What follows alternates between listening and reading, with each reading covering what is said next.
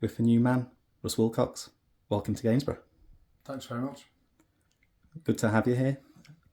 We'd just like to learn a little bit more about the man that comes in to take over the helm.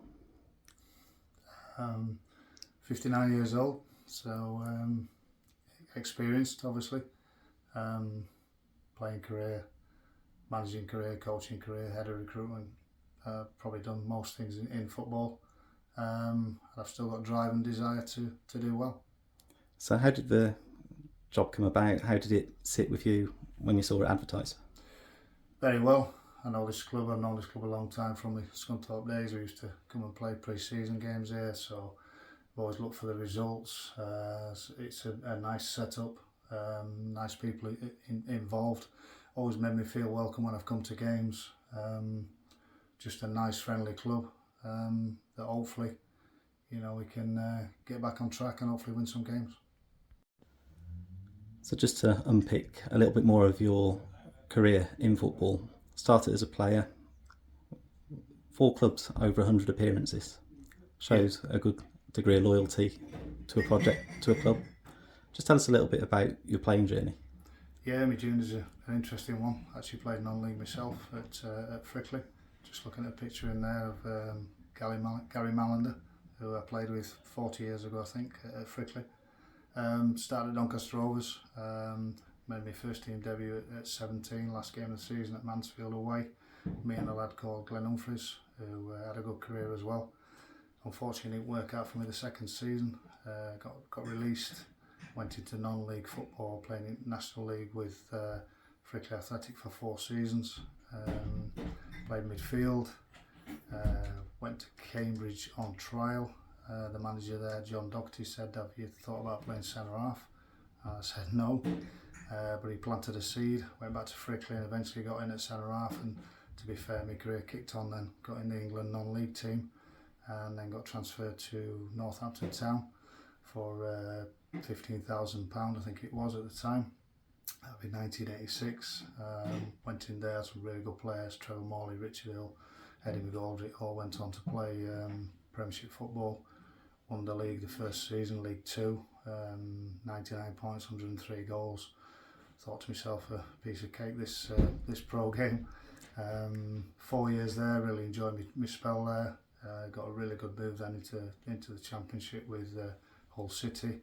So I moved back to Doncaster, obviously a Yorkshire boy. Tough time there, to be fair, fighting relegation both seasons that I was there, 3 seasons, sorry, that I was there, under a couple of managers. Terry Dolan was the last manager I had there. Did a really good job. We managed to stay up, all the three seasons. Then I moved back to my sort of hometown club, Doncaster Rovers at 29. A couple of seasons there. Enjoyed my spell there under Steve Bigelow and Sammy Chung. Got a really good move, even though it was League 2 to Preston, big club. Managed to win League 2 again that year with a really good side. Andy Saville played that year, scored 30 goals. Cracking season. And then after 2 years there, moved to Scunthorpe in 97. 2 years there. Managed to play at Wembley, which was a boyhood dream at 35-year-old against Leyton Orient playoff League 2 final. Won 1-0. So, great day for my family as well. My eldest son was mascot that day, and my wife was expecting our second child. So, good day out. Unfortunately, it was my father's last game that he ever saw, which was bittersweet, yeah, without a doubt, because he'd probably been to every game, or just about every game from me being 9 years old. So yeah, roller coaster ride that year. And then Mark Lillis left Scunthorpe as assistant manager, went to manage Halifax. So Brian Laws asked me to be player assistant manager, and I think that's when the journey started coaching wise. We was there a long time at the club, me and Brian. I think Brian was there 9 seasons. We did really well. He got a move to Sheffield Wednesday. I followed with him as assistant manager. 3 really good seasons there. I think we finished the highest, finished in the Championship since relegation in 2000. unfortunately, things change in football quickly. Lost your job there, but managed to get back in a month later at Burnley in the Premiership, which was a huge surprise, but not really, because we played Burnley the year they got promotion at Wembley when they beat Sheffield United 1-0.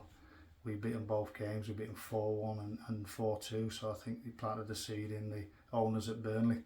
So when Brian come available, they snapped him up. Obviously, I went with him, which it was unbelievable experience to have 6 months in the Premiership. First game away at Old Trafford, 0-0 after 75 minutes, but got beat 3-0.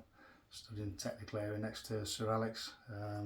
Went to the Emirates and stood in the technical area next to Wenger. So some great experiences. Fantastic. Come out with that job. Went into assistant manager with Lee Bradbury, who I didn't know. Just applied for the job at Bournemouth. Spent a fair bit of time with him down there in League One. Another great experience. And then come back and worked with Brian again at Scunthorpe United. Brian unfortunately lost his job in November 2013. I took over, went on an incredible unbeaten run, which was an amazing 28 game unbeaten run lasting 5 months, and managed to get the club automatic promotion into League One. Unfortunately, as football works, following season didn't start well, lost my job there, but again managed to get back in straight away at York City a week later. They'd won I think one game in the last 17, so again bit of a firefighting job.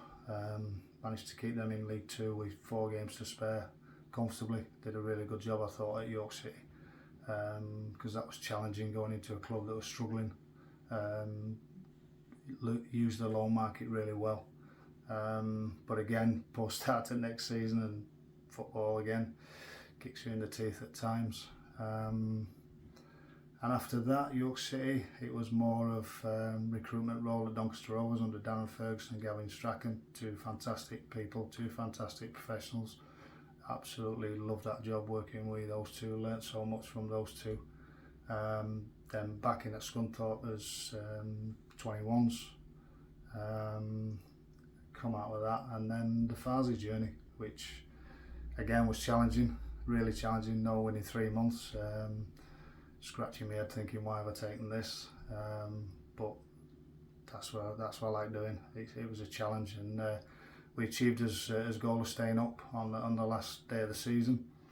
Last season was really challenging as well. We didn't start the season well, but we picked up. We juggled the squad a little bit, and again managed to stay up on the last game of the season. And now I'm here. So it's fair to say a very rich and varied managerial, coaching and recruitment career. Hopefully it's more of the ups than the downs now that you are here. Yeah, hopefully. That's why I've taken the job. It's been a challenging start. Send my best to Bish as well. That's important for me to do that, because I signed Bish at Scunthorpe. Fantastic player for the football club. Hardly missed a game in the time he was there, 4 or 5 years. So hope things are okay with Bish. But yeah, it's challenging. It's not a great start to the season. Everybody knows that. But there's a long way to go. So I've got 35 games to go.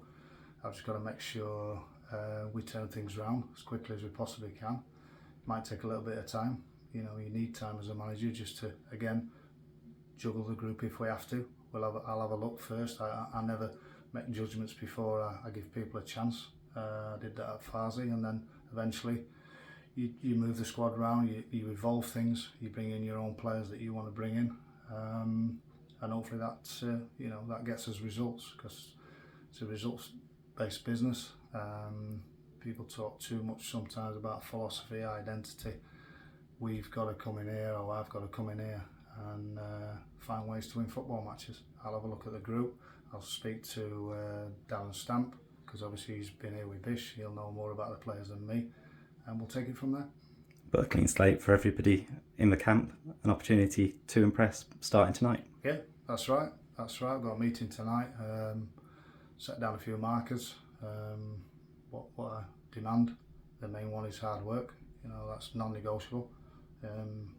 That's a freebie. That has to be the main thing that comes out of it from moving forward, because it's amazing when you work hard, you've got so much better chance of winning football games. So that'll be one of the messages I put out there tonight, and I want to come in and enjoy it as well.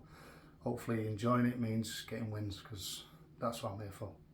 Exactly, and the support, you know everything there is to know about the support, back you through thick and thin, and just want to see supporters coming in with smiles on faces. Yeah, without a doubt, and you want to see them leaving with smiles on their face. I think that's the most important message, because you know, if they leave with smiles on their faces, then hopefully we've performed well and won a game of football. Because I'm a winner. I want to be a winner wherever I go. The challenges I've had have been tough. This is another one, but I'm excited to get going.